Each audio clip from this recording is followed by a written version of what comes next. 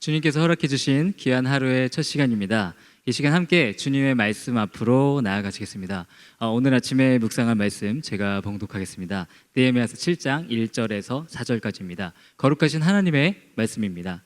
성벽이 건축됨에 문짝을 달고 문지기와 노래하는 자들과 레위 사람들을 세운 후에 내 아우 하나니와 영문의 관원 하나냐가 함께 예루살렘을 다스리게 하였는데, 하나냐는 충성스러운 사람이요 하나님을 경외함이 무리 중에서 뛰어난 자라. 내가 그들에게 이르기를 해가 높이 뜨기 전에는 예루살렘 성문을 열지 말고 아직 파수할 때 곧 문을 닫고 빗장을 지르며, 또 예루살렘 주민이 각각 자기가 지키는 곳에서 파수하되 자기 집 맞은편을 지키게 하라 하였노니, 그 성읍은 광대하고 그 주민은 적으며 가옥은 미처 건축하지 못하였음이니라. 아멘. 13장으로 구성된 느헤미야서의 전반부, 그러니까 1장에서 7장은 느헤미야의 지도 아래 이루어진 예루살렘 성벽 재건에 대해서 기록합니다.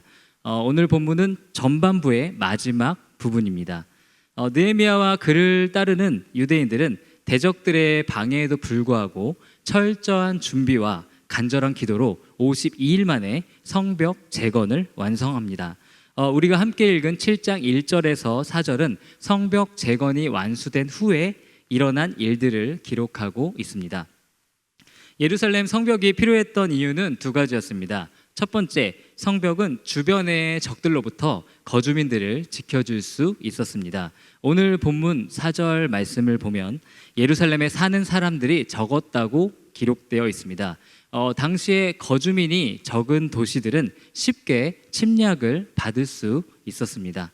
두 번째 이유는 성벽은 예루살렘 거주민들을 이방의 타락한 문화들로부터 단절시켜 주었습니다. 홀로 높으시며 살아계신 여호와 하나님을 섬기지 않는 주변 민족들의 잘못된 신앙과 관습들은 유대 공동체 안으로 무섭게 흘러 들어오고 있었습니다. 예루살렘 성벽을 통해서 유대인들은 하나님의 거룩한 백성으로서의 정체성을 지켜나갈 수 있었습니다.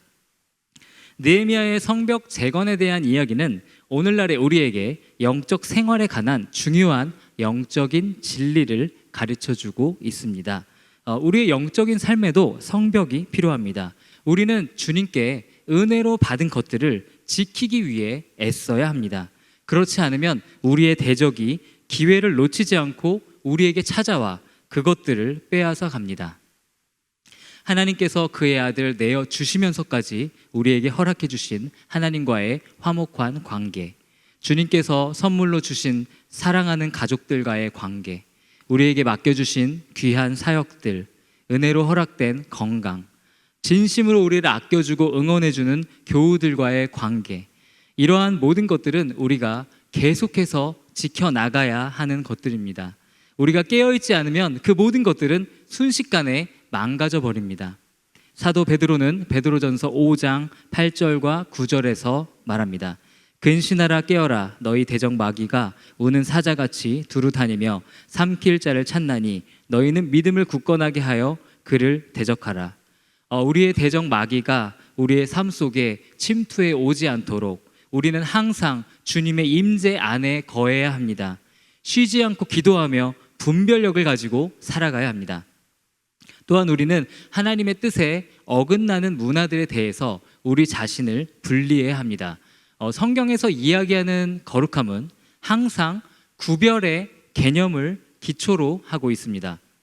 예수님을 닮아간다는 것은 어떤 의미에서는 우리의 삶에 세상과 함께했던 영역들, 세상과 타협했던 영역들, 세상과 섞였던 영역들이 점점 더 사라져 간다는 것을 의미합니다.